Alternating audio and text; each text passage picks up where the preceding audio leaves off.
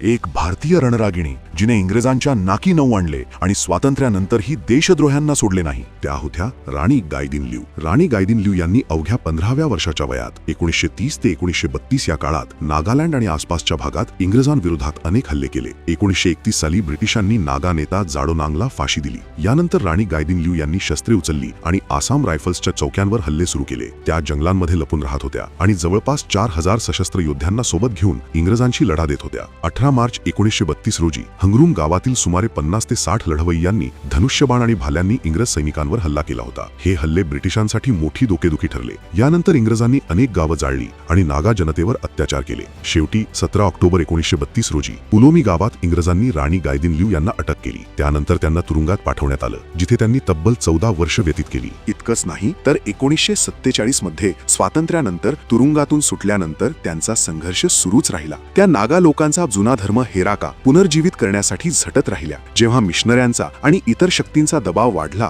तेव्हा त्यांनी 1000 सैनिक आणि 500 रायफलधारी जवानांसह राणी पार्टी जेलियांग्रांग नावाचं वेगळं सरकार स्थापन केलं. यानंतर भारत सरकारने त्यांचे स्वातंत्र्य लढ्यातील योगदान लक्षात घेत त्यांच्याशी संवाद साधला. 1966 साली त्या डोंगराळ प्रदेशातून बाहेर येत देशाच्या मुख्य प्रवाहात सहभागी झाल्या. वाढतं वय आणि खालावलेल्या तब्येतीमुळे 17 फेब्रुवारी 1993 रोजी त्या आपल्या राहत्या गावी काळाच्या पडद्याआड गेल्या. सोप्या शब्दात सांगायचं झालं तर राणी गायदिन्ल्यू यांनी लहान लहान हल्ले करत वेळ प्रसंगी लपून राहत इंग्रजांशी लढा दिला. सुमारे 2 वर्ष भूमिगत राहिल्या. त्यानंतर पकडले जाऊनही त्या नागा लोकांच्या हक्कांसाठी झटत राहिल्या. स्वातंत्र्यानंतरही धर्म, संस्कृती आणि परंपरांच्या रक्षणासाठी त्या लढत राहिल्या. अशा धाडसी आणि तेजस्वी ज्योती समान असणाऱ्या भारतीय वीरांगनेला सलाम.